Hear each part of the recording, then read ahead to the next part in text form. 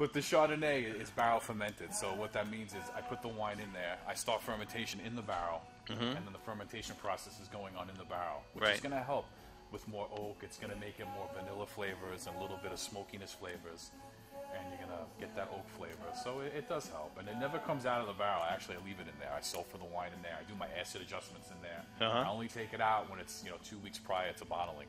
Is that right? Final filtrations and things like that. And it goes right to the bottle. And I'll bottle this in August. It's only about a year in the barrel, a little less. Okay. A little less. Okay. And, but mostly, primarily, my barrels are for the reds. Gotcha. Most of my other whites are just, stainless steel fermented and aged in the steel. Right. The whites. The whites. Right. So I have like my Sauvignon Blanc. I have a stainless steel Chardonnay as well. I do 2 kinds. And this is going to be more retaining of fruit value versus where the reserve Chardonnay is going to be more vanilla, more smoky kind of flavor like that. Yeah. This is just going to be as very natural as possible. Okay. Sweet and fruity. Gotcha. That's always a big seller. Yeah, sweet and fruity, Actually, right? we sell more of that than we do of this, but we do have a lot of people that prefer the heavy oak Chardonnays and the buttery oaks, and they prefer that. Yeah, so, sure. You have to make for everybody. Sure. And you certainly have storage in the steel than we do in the oaks. Oh, definitely. That's for sure. Not all these Holy vats are crap. used. That holds 6,200 gallons.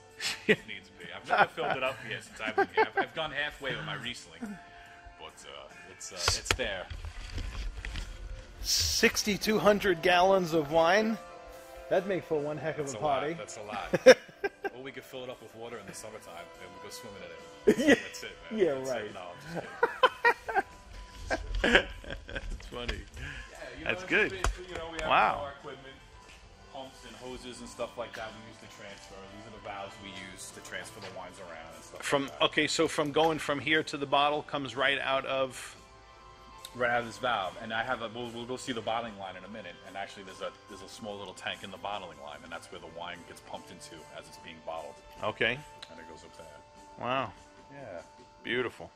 So, not much has changed in 2,000 years of winemaking, but just the equipment's changed, basically. Yeah. But the whole process is the same. Actually, it's older than 2,000 years. Even more. But I mean, wine.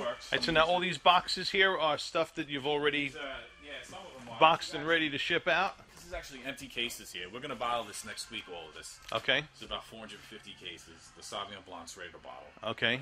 So what we do on this machine, it's a 3-man crew, and what we'll have one guy here just dump the empty bottles on this conveyor, and as it goes around, this is the filler bowl.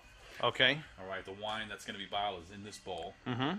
Okay, and it goes through these stars and screws. Okay. And it just fills it up, each bottle.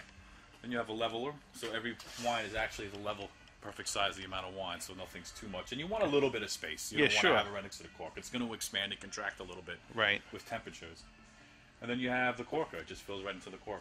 Son of a gun. Is that right? Yeah. It goes Wait right a into the cork. second. It goes through the cork? Well, the cork. No. This is a corker. So when it's ready, it comes through the leveler. Okay, and the cork just plunges it right down. Gotcha. Boom, finished. Gotcha. And then it just comes off. We label later on. We don't have a labeler yet. Okay. We used to have one, but we're in the process. We're in the process of. That's okay. The whole thing, but it works. We do like 500 cases a day on this thing. Really? Yeah. 3-man crew. 500 cases. 500 cases. Bottles. Okay. All right. And this will all get done. Yeah. Wow. So 500 cases. Now it can do 500 cases a day, but you guys aren't selling 500 cases a day, are you? Not a day, no. No. That's probably. That'd be one heck of a business. Yeah, right. No.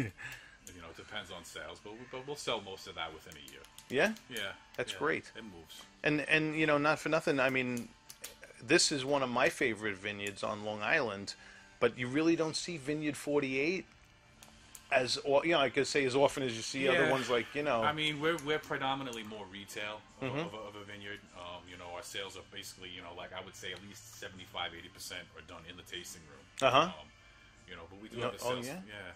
Wow. Yeah. It packs out here. I think that's great that you guys can stay so busy and be able to sell 75% of your retail out of the vineyard. Yeah, well, that's where you want to, if you can work it, sure, absolutely. And we have a small sales team that's out there beating the streets. We have a little foot soldiers out there, and they're doing well. Yeah. They're doing well. So it's slowly, it's getting more and more. Yeah. You're starting to see us a lot in the city. Yeah. You're starting to see us go. Well, we have a place by us in Belmore that carries you. Yeah? Yeah. As a matter of fact, we were told by that same guy that you guys are going to be doing a tasting there this Friday. Okay. So, all right. We're hoping to see you there. Probably, I don't know, probably Jason. You'll probably see Jason there. Okay. All right. All right. Jason's good. All right. This is awesome. Yeah, I appreciate you taking me back here and showing me the behind the scenes. If you want to take a look at the vines real quick, we can go out there and I can show you what bud break is. Yeah, show me. Absolutely. Let's go see that. Definitely. This is a Chardonnay. Okay. Okay. So we're in, what's today's date? The 16th of April? Yeah. I believe, yeah. Yeah. All right. You usually see this the last week of April or the first week of May. Okay. But we had so much heat so far. Right. But you can see the bud actually break, and it's just about ready to open. This will probably open either later today or tomorrow if the sun keeps shining. No kidding. And this is the beginning of the grapevine. Okay. This is the beginning. This is going to flower. It's going to open up, and it's going to start to develop growth. And the vine is going to start to grow. And over the months, we're going to actually, as it grows, we're going to tuck it under this wire here. Okay. So it actually grows straight up. We're going to train it. So this way it doesn't fall on the ground. Right. And it grows properly where sun can get to the grape and all that and grow up. Okay, so by you wiring it to the vine there, it's going to cause it to grow along as opposed to drop. Exactly. So it's going to go straight up. By July, it's going to be so overgrown, we're going to have to hedge. Oh, yeah? Of growth. You can literally watch this grow in the early stages. Okay. And by, like I said, by the last week of September, first week October, we're going to seriously think about starting to pick.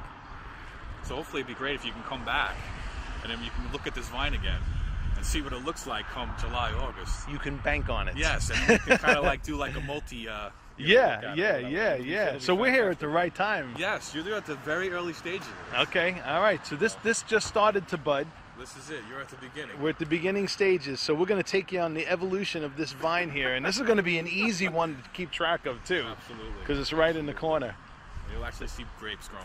Oh, this is phenomenal. This is phenomenal.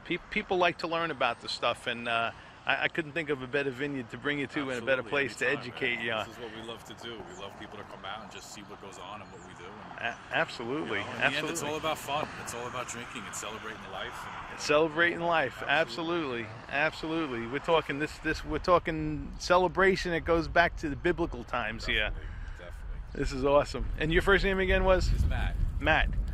Fantastic. Yeah. Matt, thank you so much. No problem, man. I appreciate it. I appreciate you allowing me to record this. And see you back, and you can even see the whole stage, and hopefully you come out for the harvest. Oh, you'll see me before then. Yeah, you'll see me before then. You could do a whole series on this. You sure could. Awesome. Thank you so much. Good.